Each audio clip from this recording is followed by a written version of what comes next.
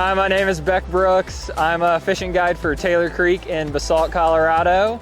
This is one of my favorite rivers to fish. This is the Frying Pan River. I'm sure many of you have heard about it, but a great river. It's become famous because of the awesome dry fly fishing we experience year-round. But I'm gonna be here to give you a couple tips and tricks that may get you on a couple more fish on the frying pan on those days at the end of the season when they're really picky. The frying pan, has a ton of bugs, but our big bugs that make this river famous are gonna be your green drakes, your pale morning duns or your PMDs, and then especially your BWOs or your blueing olives. Those are our top three bug species here, but we see caddis and midges, all throughout the year. One of the best things I tell people to do when they're out here fishing for those green drakes is, if you can't find a hatch in one section river, move to the next. I'm gonna move around a lot until I find some really happy fish, because they're around on this river. We're sporting about almost 4,000 fish a mile on this river. So there's fish in 6 inches of water to, 5 feet of water, and the slowest lake water to, the fastest riffly water. So I tell people, if they're not hatching somewhere, go find another place where those bugs are really hatching.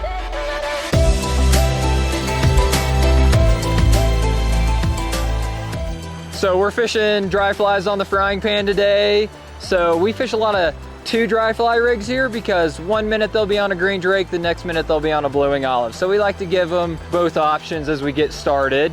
So I'm gonna start with the big drake, mainly to be my cider, but also they're really eating these good today. We've had a lot of good luck on the green drakes. And if not, we're gonna clean up with that blueing olive today.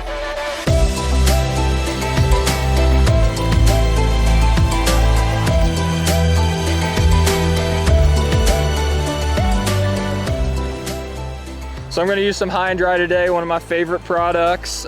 Use it pretty much every day from July through October.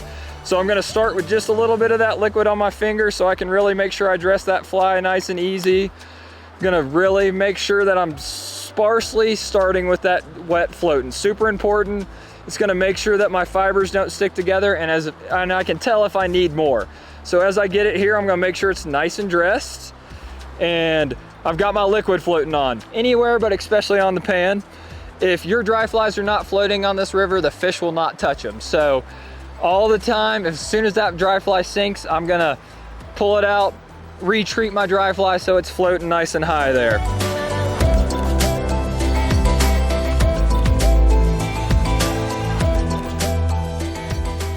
It's middle of October, it's getting late in the season. Our hatches are still good, but the fish are getting a little picky.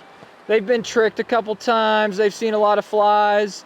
So what I like to tell people to do, especially on this river, when we're fishing dry flies and we get a couple good looks on a dead drift out here in the middle of the river, they're gonna come up, look at it, almost sniff your fly, but not quite ever eat it. When that happens, I'm gonna tell you to make those flies kind of skate or dance just a little bit. Give them a little movement, make them look like those live bugs on the river.